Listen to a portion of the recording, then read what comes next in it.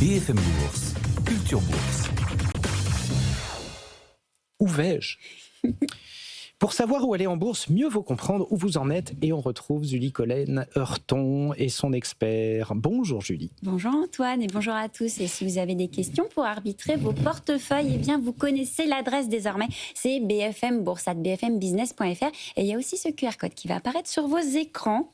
Et alors aujourd'hui, une question de perception. Oui, une question de perception, d'arbitrage. Exactement, On dès sait, qu'on a des questions stratégiques. Il y a beaucoup de biais sur les marchés. C'est une question d'Augustin. Augustin qui se demande si, en tant qu'investisseur long terme, il peut réussir à faire la différence avec une baisse passagère et un vrai signal de danger. Et il se demande s'il n'y a pas un système de sécurité qu'il peut mettre en place pour ne pas rester bloqué sur une action. Et pour y répondre, aujourd'hui, on accueille Bertrand Lamiel pour Ports en Part Gestion. Bonjour Bertrand, merci de nous accompagner. Alors Bertrand, c'est vrai que c'est une question que beaucoup d'investisseurs se posent. Est-ce que, selon vous, il y a des techniques, il y a des points d'alerte qu'on peut avoir en tête si on veut effectivement parvenir à faire cette distinction entre une simple baisse et un warning ?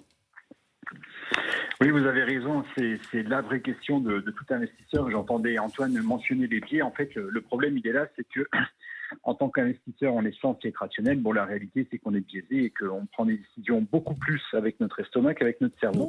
Donc, en fait, le sujet, c'est de ne pas se laisser berner et de pouvoir faire en sorte de porter très longtemps les gains et ne pas se faire bousculer un peu par l'actualité. Et inversement, faire en sorte que les pertes ne coûtent pas trop cher et ne durent pas trop longtemps. Donc, par rapport à ça, nous, on a mis un système qui est disponible pour tout le monde. C'est une application qui s'appelle Eclairis. C'est totalement gratuit, il y a 2000 valeurs qui sont suivies et ça permet justement de manière objective de faire la différence entre un signal qui doit nous mettre en branle, qui doit nous faire agir et un bruit où il faut juste résister et attendre que ça passe. Alors vous le disiez Bertrand, il y a une application que vous avez mis en place, mais au-delà de cette application, est-ce qu'il y a des signaux qui peuvent nous indiquer que c'est le bon moment justement de se délester d'une valeur ? Le meilleur moyen d'y voir clair, c'est de prendre sur les applications graphiques la notation en relatif, c'est-à-dire de comparer la performance de son sous-jacent, son action, avec un marché Eurostock 50 ou CAC 40. Et donc de mettre sur les graphes cette notion de relatif.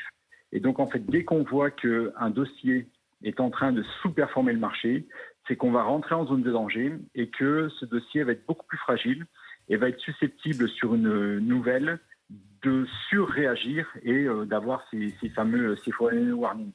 Donc en fait, le but du jeu, c'est de rester en situation relativement saine sur des dossiers qui, à minima, ont à peu près la performance du marché, voire surperforment. Mais dès qu'on rentre sur des dossiers sous-performants, on est en zone de danger. Merci Bertrand Lamiel pour Ports en Part Gestion.